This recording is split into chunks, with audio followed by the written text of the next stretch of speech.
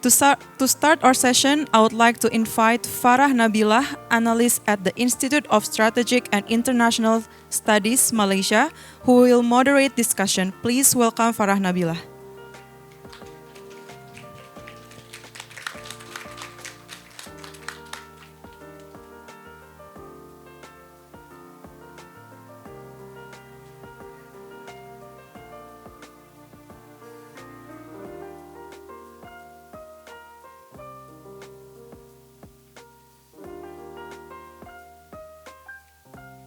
Hello, that's okay.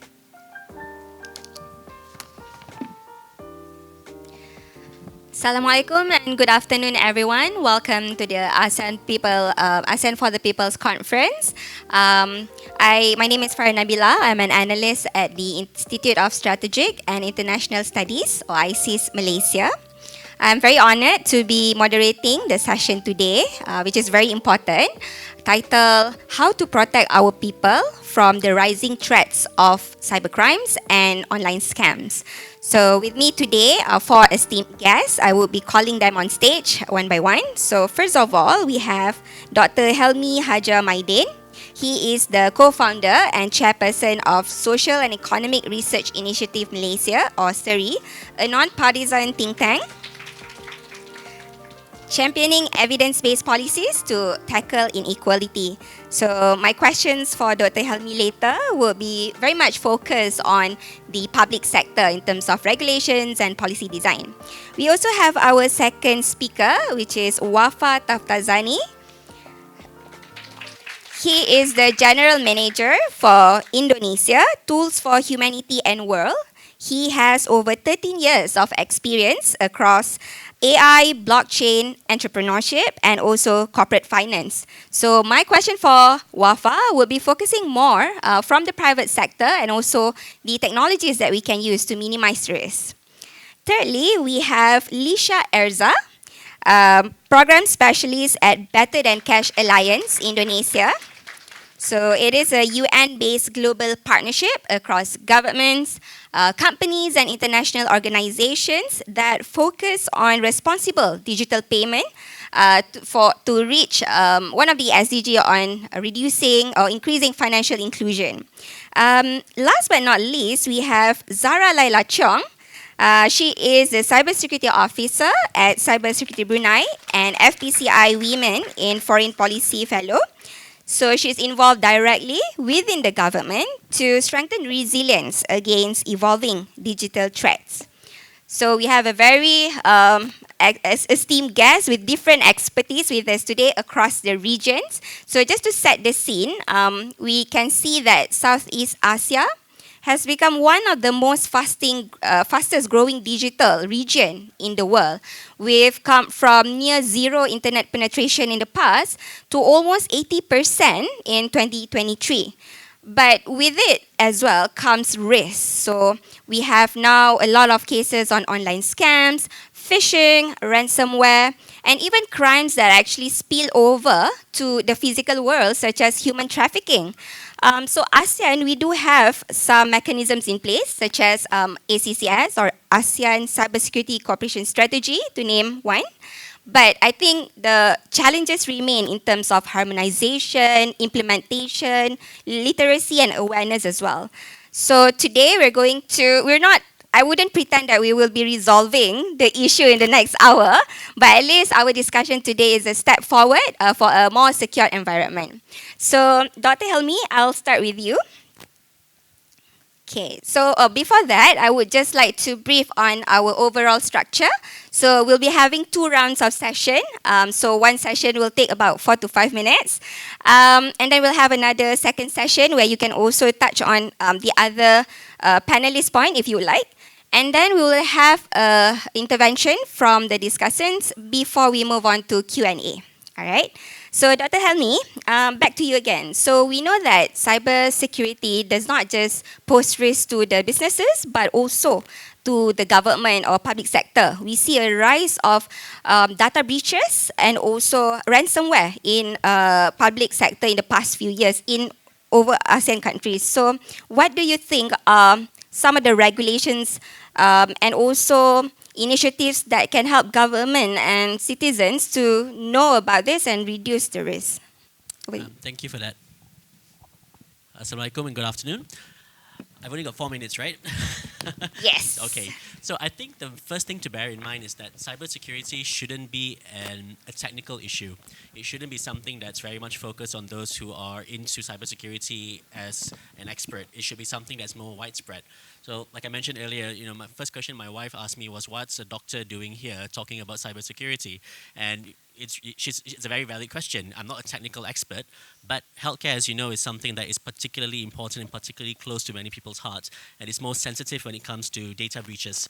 So if you look at what happened to Sing Health back in 2018, what happened with My Sejahtera in Malaysia, when there are concerns about data breaches pertaining to one's health, it becomes even more of an issue when it comes to adoption of those particular mechanisms by people, because it's something that's very close to their heart. So from a government perspective, it's something that I think needs to be thought of at the very beginning, because sometimes cybersecurity issues are as an afterthought when it comes to procurement, when it comes to developing government services. So having it at the very beginning, I think, is very important. And we have to bear in mind that policymakers and civil servants are citizens as well. So the level of awareness may be different depending on who is dealing with it. So your ministers, your civil servants, the people who are drafting the procurement processes, these are not people who are technically experts, but they need to be aware of what's going on. So trust is the main issue, I would say, because we have to bear in mind that we have this thing called amanah. We are holding the responsibility for the people out there. In terms of what can be done, besides putting it at the forefront of procurement practices, I think we need to be aware that there are potential breaches within government as well, whether it's websites or services, and this is where I'm sure my colleagues here will have better examples of how we can prepare them in terms of phishing schemes, in terms of social engineering, because sometimes it's not just technology, but the weakness within the human elements that's causing these breaches. And I think that's 4 minutes, right? I can go on, but I think the key thing here is we need to understand that cybersecurity is about trust. Once we lose trust, it's very difficult to gain that back.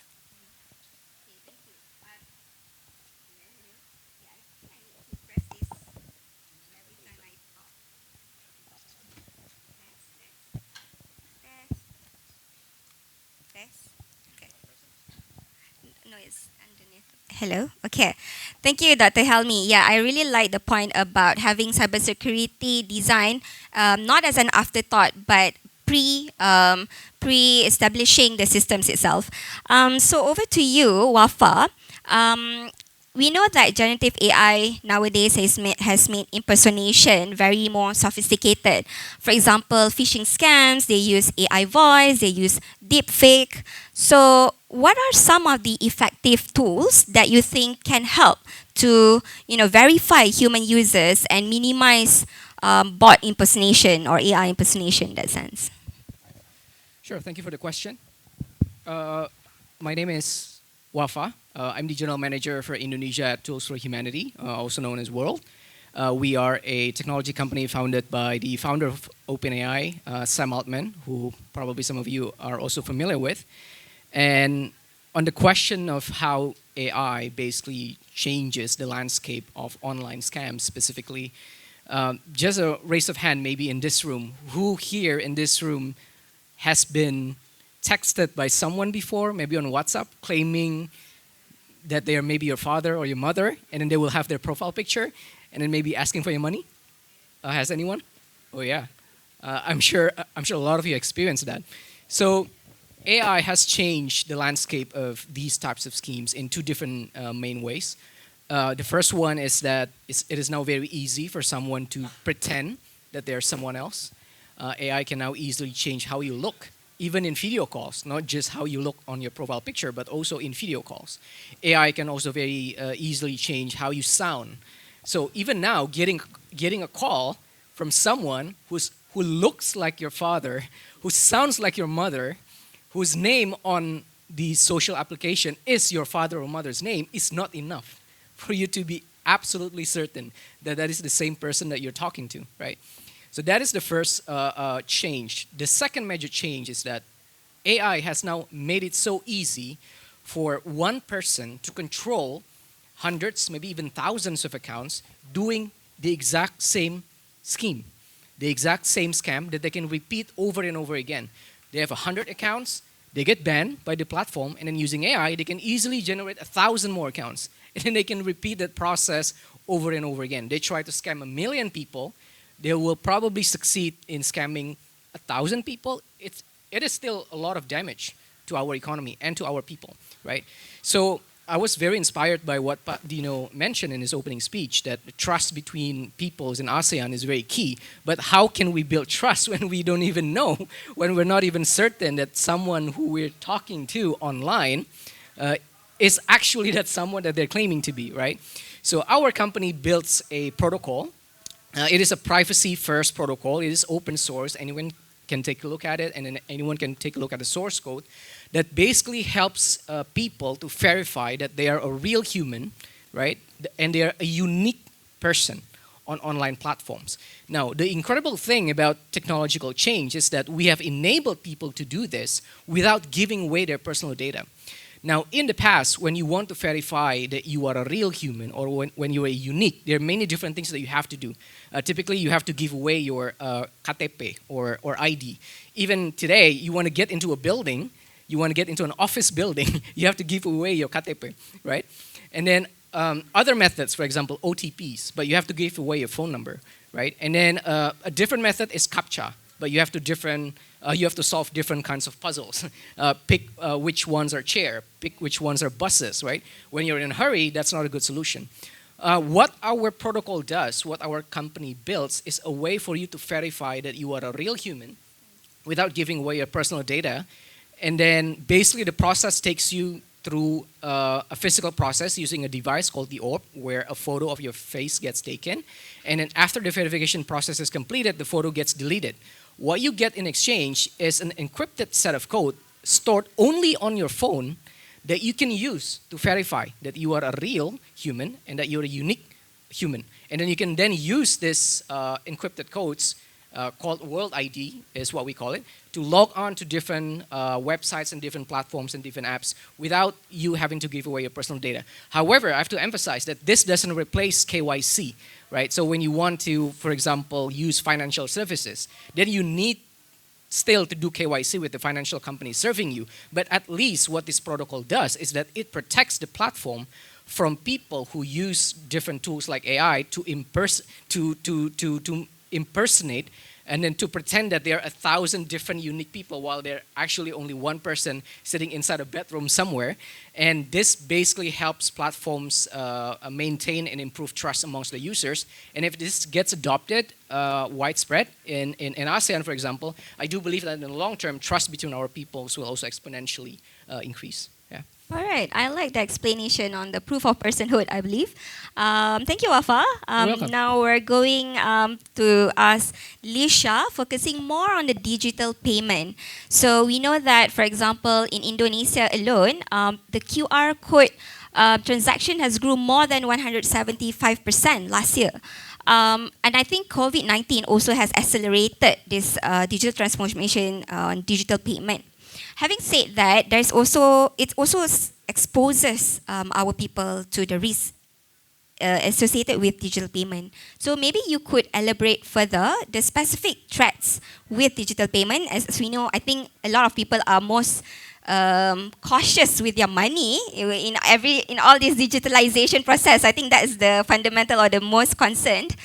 So maybe you can explain on that, and what are safeguards that we can take to minimize this risk. Sure, thank you. Thank you so much. Hi, everyone. So I come from the Better Than Cash Alliance. It's a partnership between 80 countries and also the private sector around the world. So that also includes ASEAN countries. And the purpose of this alliance is actually to work on the shift of moving from cash to responsible digital payments. We talked about data sensitivity. We talked about somebody impersonating you. With digital payments, the core driver of this is financial inclusion. And with financial inclusion, we use it very frequently. We use payments almost everywhere to receive and also make payments. But then at the same time, people will use it only if they can trust the system. We talked a little bit about a trust earlier. So when it comes to the digital payments and the threats around digital payments, we did a research with 4 different ASEAN countries. And in that research, the core 3, I think the most common is, the first one is self-inflicted. The self-inflicted ones include, transferring the wrong amount. Maybe I transfer to you with an extra 0. So that is something that is a threat, but then you don't understand that actually you create that. So it's a self-inflicted mistake. But then at the same time, there's also accidentally sending money to the wrong people. When it comes to the QR codes, the only thing you see is the QR codes. You don't see the person behind it or the organization around it, so there could be mistakes done there. It is one of the most common. But we don't talk about threats there. When we come to the other threat is the scams targeting the merchants. When we look at the ASEAN countries, there are a lot of small and medium enterprises, and they are transitioning into digital payments. And when it comes to this, it's usually customer scams, where sometimes your buyer would say, I've already paid, where they haven't. So there are these scams as a threat. And also there are investment scams, which Wafa asked earlier. Your supposedly mom and dad are asking you for money. And then at the same time, there's also fake lottery winnings that's around at the same time. Impersonation is included into the scams targeting the merchants. So you pretend to be somebody else that you're not, and the payments are made, but the goods are never delivered. That's also something else that happens. But then there's another issue that's a little bit more systemic, which is the system's vulnerabilities. And here, when we talk about overloads, for example, systems get overload, you don't get the payments received at all because of the system. And then you also get poor internet connectivity in some of the countries around ASEAN. Poor connectivity creates that pending payments where SMEs actually rely on that liquidity coming almost real time. And also the maintenance downtime that's critical for the business hours. That's also a threat that comes from the system that we don't really see. And we haven't even gone into the breaches and the security measures. So as part of our report, what we see from ASEAN as an ecosystem, there should be a seamless recourse for especially small amounts. When mistakes are made, it should be easy for the SMEs or the individuals to get that solved. And then also when it comes to the privacy burden, oftentimes it is on the user, but not on the provider. Something gets wrong, you blame the person. Like you're not careful enough, you don't keep your password close enough, your password is not complex enough. It's always on the user. And then in ASEAN, what we can do is also standardizing the privacy information among the providers. So it's, as a region, we have that standard. And also the privacy seals for instant recognition of compliance. So the same thing that Wafa was mentioning earlier, that would be helpful. And also the user-centric pricing is an issue. When it comes to security, as if it becomes more expensive to make it more secure. So these threats are, A, the person, and B, it's the system that needs to be better for trust to be able to work for this. Right, thank you, Wafa. Your explanation reminds me of one case I think recently happened last year where there was a QR code at the mosque, but apparently it's not the mosque account. It's actually a personal account of some random person. So yeah, totally can relate to the importance. Now, we're heading to Zara. Let's talk about what happened when the worst case scenario actually happened. But before I ask you the question, I would actually like to pose a question to the audience itself. So how many of the audience here today, if let's say you fall victim to an online scam, like probably your money suddenly gone missing, how many of you actually knows what exactly you should do after the incident happened? Please raise your hands up if you know what exactly you should do. Okay, so none of us actually raise our hands up, which kind of underscore the importance of my question to you, Zara. So my question will be, if this happened to us, whether our account get hijacked, our money got stolen, what are the immediate things that we can do to at least limit the damage? Okay, hi. Thank you, Farah. First and foremost, Assalamualaikum warahmatullahi wabarakatuh. Hi, I'm Zara from Brunei. So today, I'm actually quite shocked that most of everyone here doesn't know what to do if they were hacked. I'm curious to know, has anyone here gotten their social media hacked before?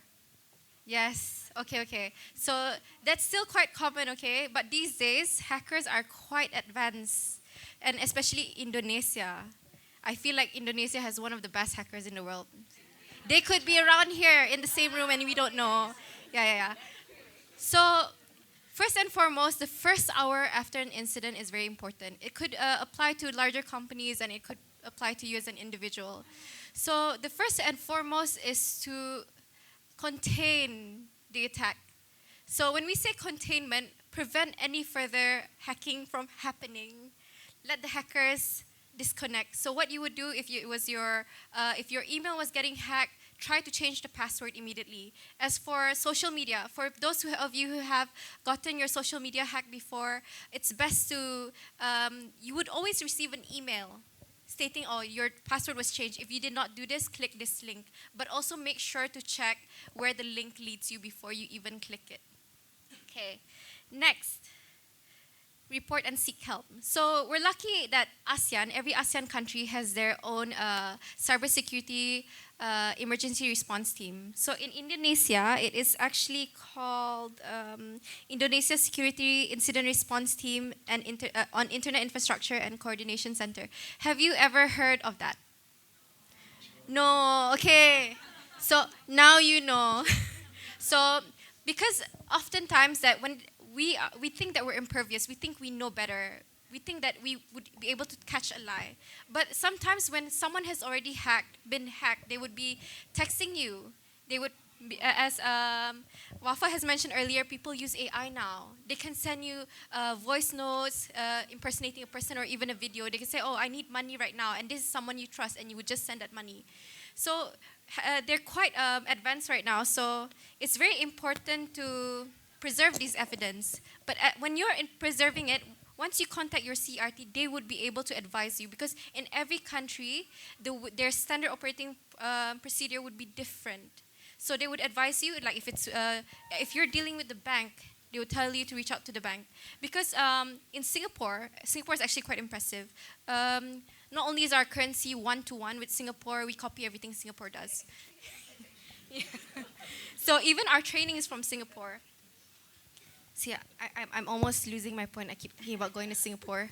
So from Singapore, we learn from them. So most oftentimes when I'm in Singapore, I always hear on the radio, they're talking about all these cyber threats, don't get scammed. They're talking about it in ways people would understand. It's important to teach other people, share your knowledge on what you know, because I understand that people who are often older, they think they know better. And it is our job to ensure that they know what to do when these kind of things happen. Let me see what else is my next point.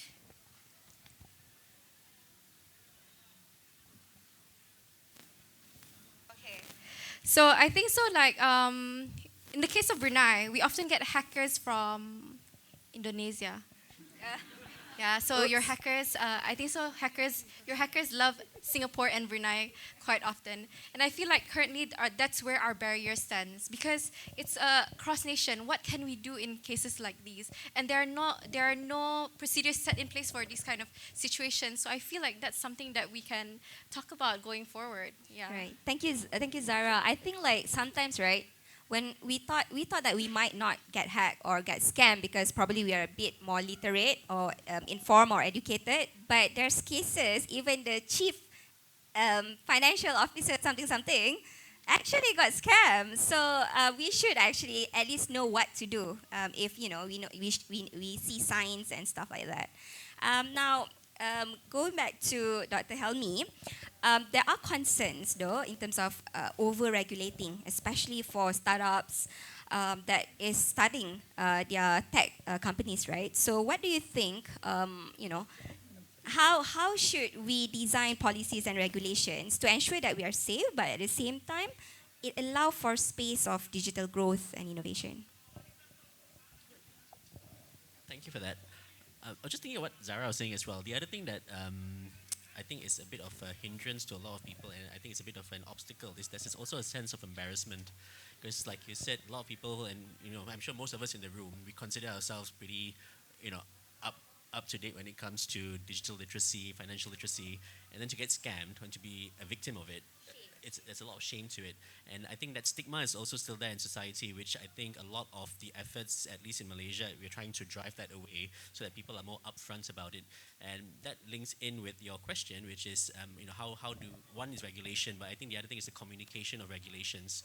For companies like WAFA's, I think one major challenge of any government, including Malaysia, is things move too fast. So by the time you have started a policy paper, by the time it's gone to Parliament for an act to be passed, things are obsolete, right? We talk about agentic AI, we talk about quantum computing, and to even understand the concept takes a while. What more to actually produce legislation that is appropriate for it? So I think one is the challenge in terms of speed. So at this point in time, I don't think there's too much overarching control by governments because we are just trying to catch up. So I think the problem is actually understanding, having an expert group of people that are not just from government, but from industry, and from academia that can advise and actually give input.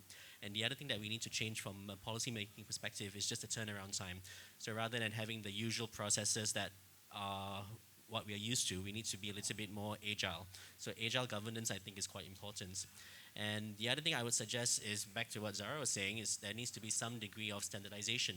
Because if we are all talking in different languages, if everyone in this room responds to scams and cybersecurity concerns differently, but the crime is taking place across borders, then it actually restricts and limits our ability to govern. The main thing would be to protect the citizens.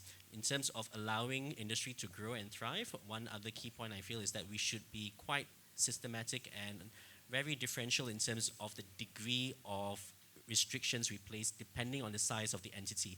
So how we would legislate against a startup fintech company should be very different from a multinational digital bank, for example. The levels of control, the levels of expectations should be very different. So there should be some awareness and recognition of that as well. Thank you very much. I completely agree. I think as well, I think in the EU, for example, they have a digital market unit, which actually kind of design policies or regulations differently for companies with different market power or market size. Okay, back to you, Wafa. So you explained very interestingly about the tools that your company has just now, but there's also some concerns on the intended or unintended, definitely unintended consequences on privacy. So how do you strike the balance? How do we ensure that the authentication can happen without risking the privacy aspect? Yeah. Sure. Yeah, absolutely. So the technology is definitely itself designed for good. So the intention is always for good. It's not possible for a tech company not to have good intention, because otherwise no user would want to use our products, right? So the intention is always good. Now, we are now live in almost 40 countries around the world: Japan, South Korea, the United States, the UK, and European countries as well, Latin American countries, and even we are also live in Singapore, Malaysia, Thailand, Philippines. Some of these places have basically the most stringent and the strictest regulations in the world, and the whole protocol is designed first to be privacy first. It doesn't store personal data. It doesn't ask or store users' names. It doesn't require a phone number. It doesn't require email. It doesn't ask for your religion, for example. It doesn't ask for your marital status or gender, etc. It doesn't ask for anything. And during the process in which a photo of you is taken in order to verify that you are a unique and real human, it takes about 30 seconds to verify. And as soon as that process is completed, the photo is deleted. And then a unique encrypted code is stored only on your phone for you to be able to use to prove that you are a real and a unique human, right? So it actually is, in my view, already striking a much better balance when it comes to privacy and security than other solutions out there. And definitely there are partnerships that are possible between our company and other companies out there who are also trying to solve a similar challenge, right? But the second thing as well that is very important, and this I think connects directly to the idea of ASEAN Conference for the Peoples, is that the protocol is actually open source. So it's not a black box product that no one can take a look.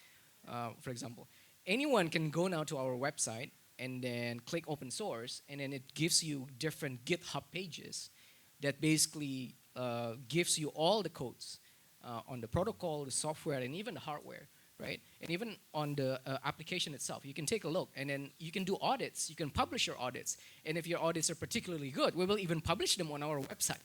So we actually encourage different parties to do these different audits. We love basically these independent audits in order for us to also not just to prove the system is privacy first, but also for us to be able to improve, right?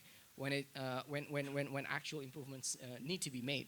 And the protocol is actually built not just by the company Tools for Humanity. There is a very vibrant ecosystem of developers, community of developers around the world. There are thousands now around the world, and we have over 100 in Indonesia. We call them world developers that build for the ecosystem. They help to improve the ecosystem. They build services on top of the ecosystem. So the protocol, it belongs to the people. It is made for the people. It is run by the people, right? And it benefits the people. And that said, we understand that conversations need to be had, and obviously the company is extremely committed, very committed to continue to have these conversations with governments around the world, with educational institutions, with communities, with CSOs, in order for us to ensure that the technology is properly understood, and for us to be able to address any questions or concerns that anyone might have. Yeah. Thank you, Wafa. Really appreciate the clarity from a very important welcome. product Yeah. solutions. So now, Licia, many people, I also have to, quickly, I've gotten the timekeeper note. Many people in ASEAN still kind of struggle to differentiate between what exactly is a legitimate content and what exactly is scam, especially the digitally less literate. So what are the measures or programs that maybe Better Than Cash Alliances have to, make sure that people are more aware about this? Sure. I think first and foremost, what we do at the Alliance is making the differentiation that knowledge doesn't translate to protection automatically. You copy Singapore, 80% of Singaporeans know what phishing is, but only 13 understand when that's a phishing activity. So make sure you don't copy the 13% only. Yes. So with that, one, we understand at the Alliance that education is not enough. The speed of scams and mechanisms of fraud move faster than the education system. You mentioned earlier that by the time we get to the white papers, there's a new scam already in place in the market. So with that, what we try to understand is that fraudsters don't rely on ignorance. That the fraudsters are actually exploiting your trust into something. You trust that your parents would not have ill intentions. You trust that your service provider will not have ill intentions against you. And that's what they exploit. And even with the tax authorities now, you get messages that's claiming that they are from the tax authorities, and they would ask you for your personal details. As somebody who's maybe tax compliant, then you would reply with all these details, but they would use it a different way. So at the Alliance, what we try to help is security is from the systems level, so it doesn't overwhelm the user side. From the user's point of view, sometimes, how many of you read terms and conditions? You don't. And it's too complex for anyone to understand those terms and conditions. But those terms and conditions are put in place so that you understand what you're up against. But then the current privacy practices are overwhelming for even the most advanced of people don't have time to read these terms and conditions. And too many providers, products, and features for you to also manage.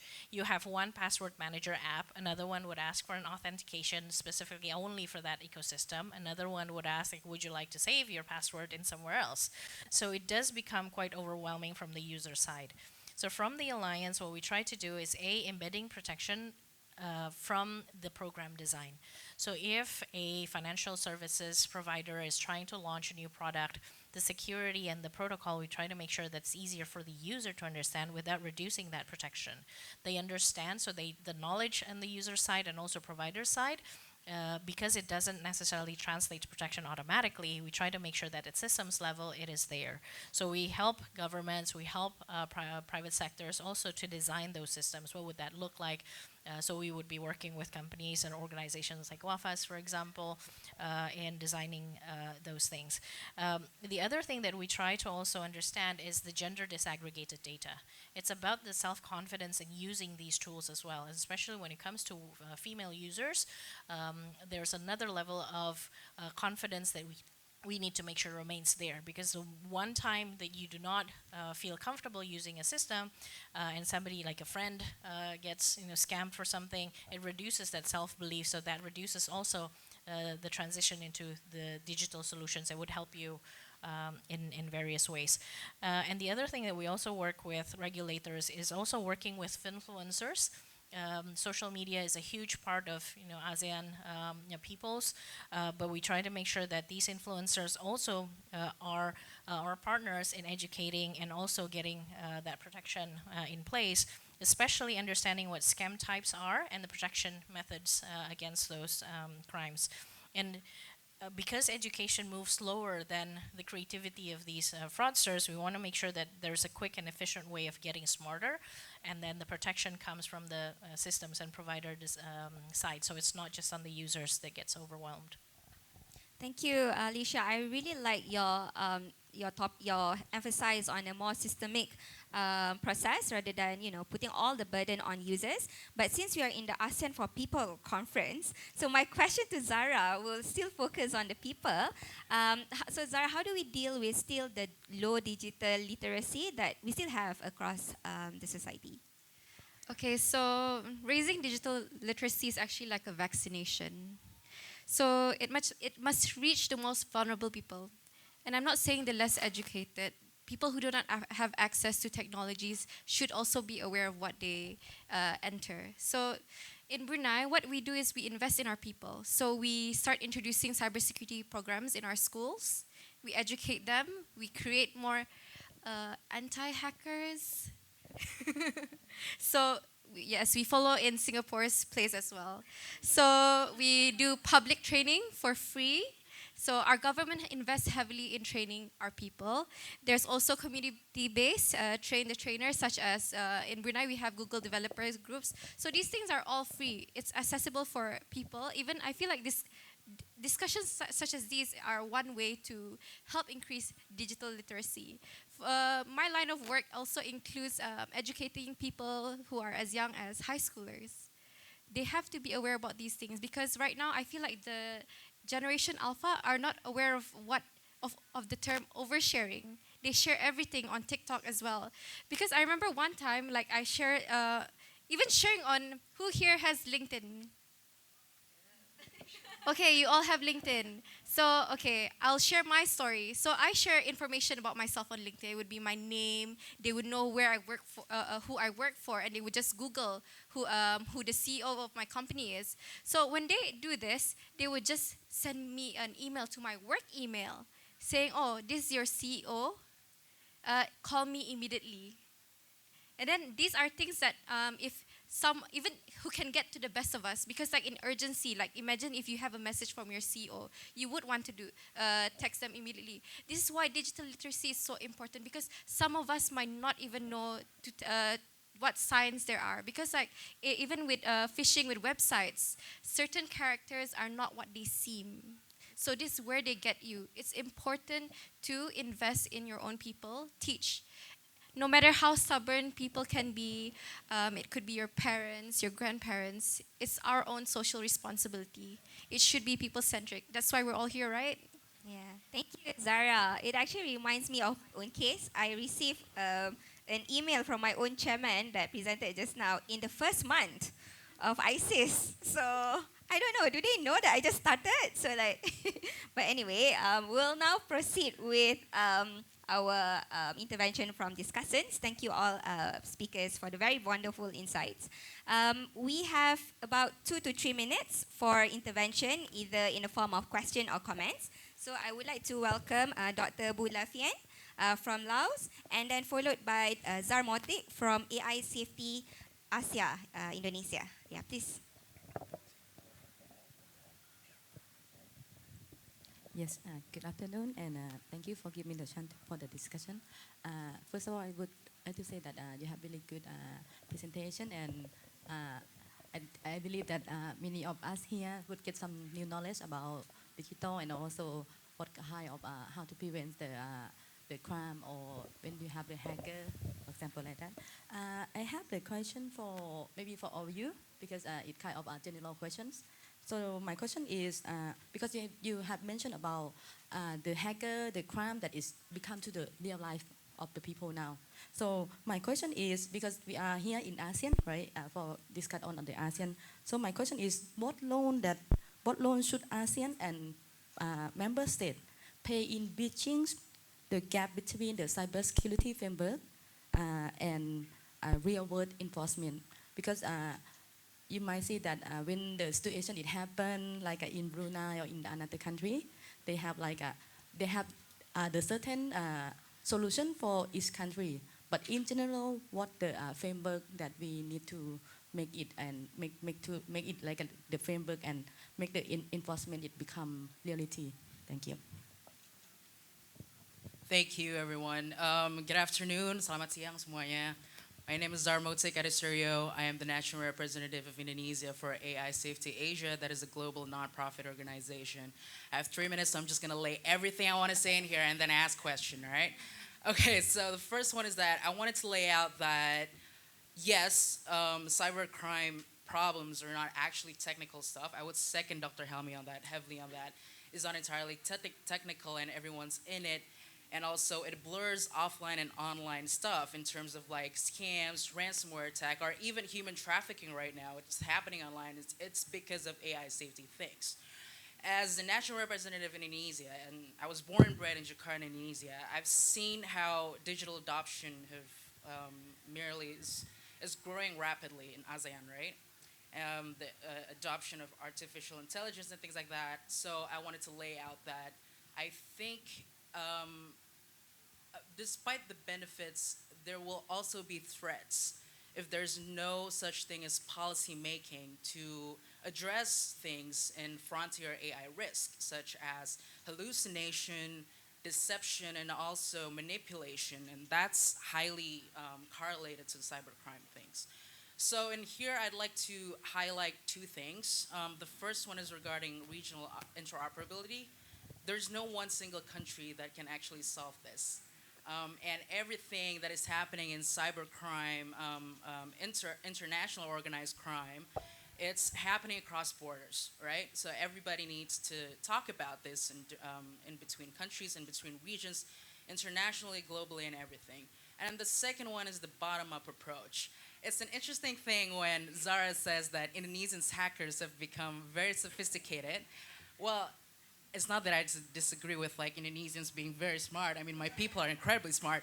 But I think based on our research and training and also convening things is because AI technologies, ChatGPT, Perplexity, and other things have enabled people who aren't really knowledgeable about technical things to actually become hackers because they know how to prompt things, right? So those are the second things regarding bottom-up approach. So digital literacy and also trainings by the governments is also important. And so I think the question that I have is, I'll open the floor to everyone, but primarily for Dr. Helmi because he has experiences in the ministries, is that AI adoption and AI regulations, it touches many ministries in the country or in different countries. Who would you think, in your opinion, is the exact ministry who is, he's laughing already, exact ministry who is actually responsible for intervening in such policy making for a country when it comes to AI-related cybercrime? I think that's my question. Thank you so much.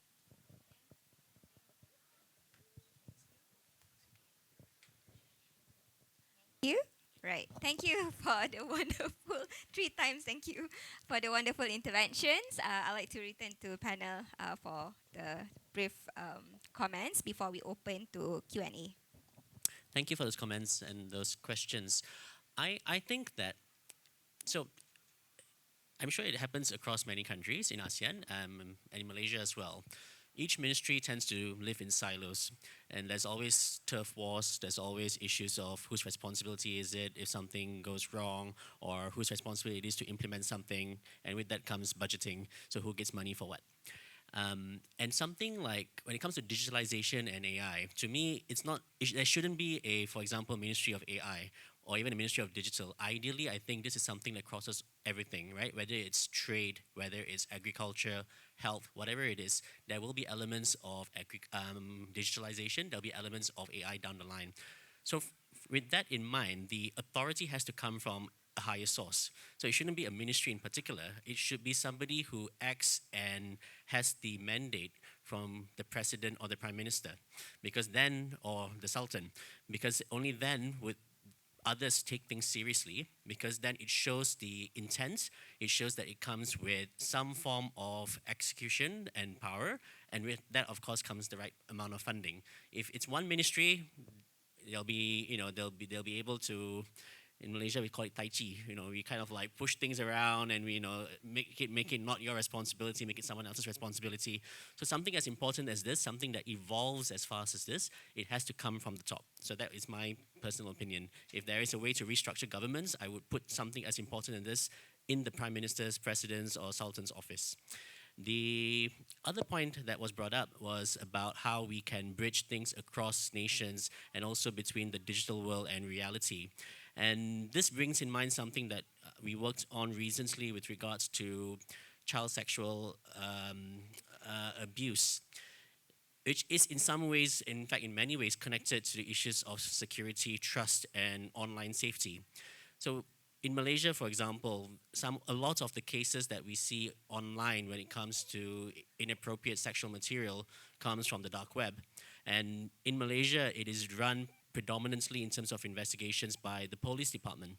But then they have very limited legislative powers when it comes to online crimes, because that is under a different authority altogether. It's under MCMC. So even before talking about working across borders within a country itself, we need to kind of standardize our approach to criminal activities that are related to online crime. And only then can we work across borders. And one thing we did learn from that particular issue when it came to child, basically it's pedophilic material. I'm trying to be diplomatic about it, but it's just horrible stuff that you can find online, right? And ultimately, these are crimes that can occur in other countries. And what we have found was useful was to just have a task force that works together in the first instance. Because sometimes when a crime happens, not everyone who's involved or directly involved with it would automatically know what are your legal and diplomatic restrictions. So having a task force that can actually talk to each other in the first instance and actually identify what are the challenges would be a first step towards working together. And then use that particular case example to then change things down the line. So you've worked together, you know that the problem was with this particular ministry, for example, so we work on that so that it's constantly evolving and constantly addressing the problems at bay. Otherwise, we are just going to constantly leave the old archaic type of legislation in place, and the next time something happens again, we will go through the same process and lose all the institutional memory. Yeah. Any brief Yeah. responses? So maybe I'll address the point on how protecting users on the digital space connects to real world enforcement. What I would say is that typically we have limited resources when it comes to real life, real world physical enforcement. One of the best things that platforms can do and technology companies can do to help so that real world enforcement and physical law enforcement focuses on cases that are really, really severe. So many of these online scams cases, as you have mentioned previously, is self-inflicted because you didn't check that it's not actually your mom calling, right? Because you didn't confirm that it's actually your dad texting you, for example. So a lot of these things, if they can be prevented from the very beginning, from the very first layer, from the very outermost layer, then we can liberate our resources. We can free up our resources in our ministries and in our governments so that they can focus on the really, really severe cases. And this is why our technology and the responsibility of the platforms is that to make sure that the vast majority and hopefully 99.99% potential scams can be prevented by ensuring that we utilize privacy-focused human authentication technology that focuses on proving that someone is real and that someone is unique. not trying to identify someone, but simply just trying to prove that someone is real and someone is unique. Think of it as the security guard at the front of your home. Right? The security guard will always make sure that no random stranger gets into your home, right? But then what happens inside your home should be your core focus, right? Because it's your home, right? So in a way, it works similarly. If we can prevent the vast majority of scam cases online by ensuring that we have the proper technology and tools to prevent self-inflicted cases, for example, or when it comes to things that are simply slightly careless, then we can free up resources, we can free up time, we can free up energy, we can free up people, manpower from the relevant departments and ministries that then can focus on the really, really severe ones that cannot be prevented by technology alone.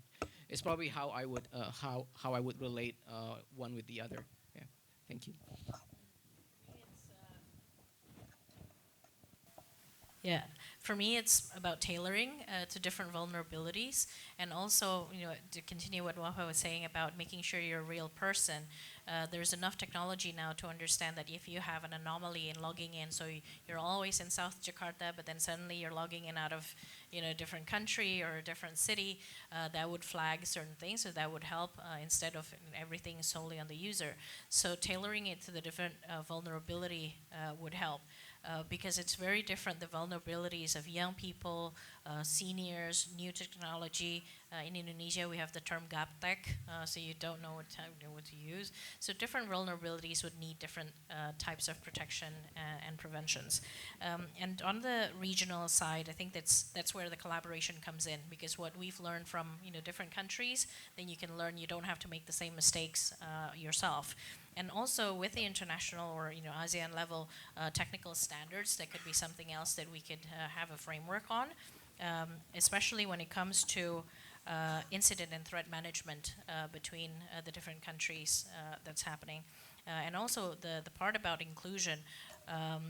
Usually when people would go to the police and saying, I've got scammed for, $10, they would say, it's not a big enough amount. And you have to at least be, losing $500,000 for us to do something about it. And that is not an inclusive approach, especially when it comes to people who live not in urban centers. It's very difficult for people to then get the support when they get, they become victims there. And to this point, which takes me to the conversation about who should be responsible for that. I think it's more of a matrixed or networked approach. So it's, we don't live in a world where, I do what I do only, but I have to work with Wi-Fi, work with you and everybody else here. And that's where the CSO's role comes in, to make sure that there is that bridge between the different organizations, and how we can also use technology to help the policymakers work with each other. So it's, there's not one, but it's everyone that needs to be involved these days. Thanks, Nisha. Okay, yeah. So I would like to add on to Dr. Hilmi. He's actually right. So it's the same with Brunei Darussalam. Not only do countries work in silos, the government works in silos as well. So they do not understand that cybersecurity and digital literacy is everyone's responsibility. Policy and enforcement is actually the biggest change that a country can do to create a real impact. Sometime this year, it was announced that by the Singapore. It was announced in Singapore that the police would have, again Singapore, yes, they would have the authority to freeze accounts. Does Indonesia have that right now? If there is an incident, would they, and you report an incident to them, do they have the authority to freeze your account? So they do. So it's not the same for every country. In Brunei, it's a very lengthy process. You have to go to the police station, make a report, and you have to send that report to the bank, and it would still be up to the bank's discretion. So there's not only that, there's also barriers between government and companies. What authority does the government have to tell large companies to do what they have to do? As for the ASEAN collaboration, despite the CERTs, cybersecurity emergency response team working together in ASEAN, they don't have the full authority to act on something. In Brunei Darussalam, with the example of the governments working together. So in Brunei, since it is everyone's responsibility, we would ultimately, the cybersecurity comes under the Ministry of Transport and Communication. But to educate children, we would have to go through the Ministry of Education to add it to their curriculum. And also to educate people through communities, we would have to go through the Ministry of Culture, Youth and Sport. So it's important for everyone to realize that if you are in a position to make this kind of impactful changes, encourage your government, introduce ideas that can further help your people. Thank you. Thank you. Thank you, Wafa. Just to add on, before I open just one Q&A to the audience, quick one.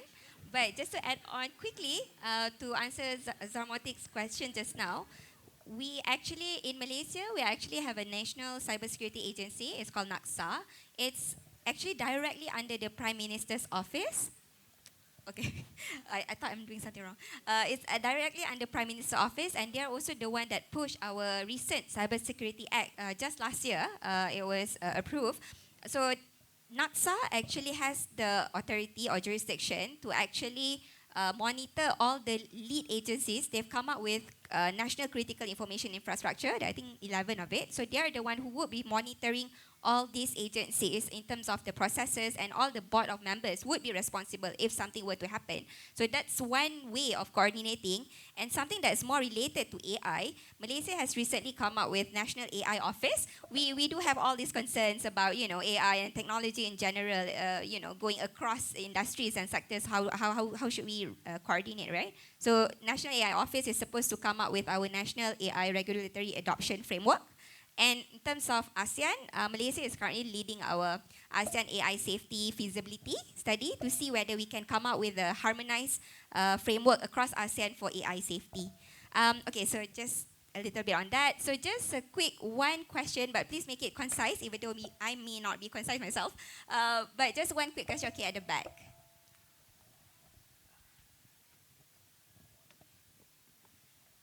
Okay, thank you for the chance. Good afternoon. My name is Endah from Indonesian Empowered Community Foundation. Thank you for enlightening presentation for all of the panelists, and it's so interesting for me because I also have a social and professional activity about to prevent the scams, especially in statement analysis method that used by international police institution. So I think that how to protect our people from scam or cyber crimes, that we have to level up our skills about to detect or lie detection by statement analysis method. So this is have a correlation also with AI. So my question is, could AI become both the greatest weapon for cyber criminals and the strongest shield for citizens, and how do we ensure it remains the latter? And then just one question. Oh, just one question. Yeah, sorry, we are Okay, running out of time. okay. I'm so sorry. Thank you. Yeah, anyone would like to take that? Maybe just briefly, because we only have like 2 minutes to wrap it up. Maybe just one key takeaways very quickly as well. Yeah, well, the short answer is yes, it can, because AI is just a tool.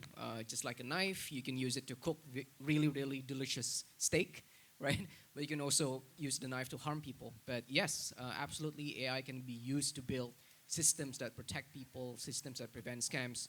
And you've mentioned previously that now people use ChatGPT to learn how to hack, right? But people also use ChatGPT to learn how to build cybersecurity systems for the companies and to build a bug bounty hunting programs, etc. So the short answer is yes, AI is just a tool, and whether it brings good, whether it brings bad, depends really on how the user use it and how the people use it. But hopefully, as you said, yes, hopefully it's for good. It's for the latter. Yeah. Yeah, any one key takeaway before we wrap up? Okay, so thank you, Enda, for that. So Wafa was right about the training of students to use AI to create system, because I do it with my own students in University Brunei Darussalam, and I feel like I should just advertise it here right now. Currently in cybersecurity, only about 20% of women make up the industry. So I feel like we need to bridge that gap to open up these kind of ideas to women, because we're missing out on the remaining 30% of the perspective in the cybersecurity industry. So I love what you do. What you do is amazing, and especially given the fact that you're a woman. So encourage people to do that further, and do not look at AI as a threat. It is a potential threat, but it also gives you the potential to outperform it. Thank you. Thank you. Thank Okay. you. For me, I think the question about AI, as Wafa said, it could be useful. So now what we're building in Indonesia is also a program for AI fluency. So it's not just literate, but being fluent in using AI for various purposes. And part of the work that we try to do that's also quite challenging is the involvement of people with disabilities or different abilities in that inclusion process. We talk a lot about women, we talk a lot about youth, but when it comes to indigenous peoples, local communities, ASEAN has plenty of those, and also people with disability, and how we can work with these vulnerable communities in a different sense. And I think my key takeaway from today is a very fine line between sharing, working as a region, and also questioning, where's the boundary between your sovereignty and also how you can work together. So we're questioning a lot of things, and this is actually the age of us determining what the next generation is going to be like when it comes to cyber. Yes, AI can be a force for good. In healthcare, we use it for so many things. We are looking at how proteins fold themselves. We're looking at new ways of diagnosing, of treating cancer and so many other diseases. We can do a whole session on that. One day I'll be obsolete. You won't need doctors anymore because your large models are going to take over my world. So basically, yes, I think we should be cautiously optimistic, and we should be realistic about the pros and the cons of things. Takeaway, I would just say, is that cybersecurity is everyone's problem. So whether you're in a CSO, whether you're in government, whether you're a user, whether you're an industry provider, everyone has a role to play. And with that, I would say we must pay due compliment to FPCI as well for actually having this session, because I think it highlights the fact that this is an important issue and we shouldn't let this be the end of our conversations.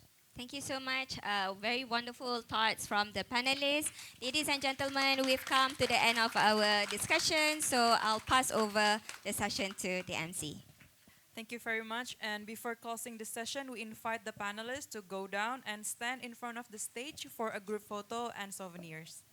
Please.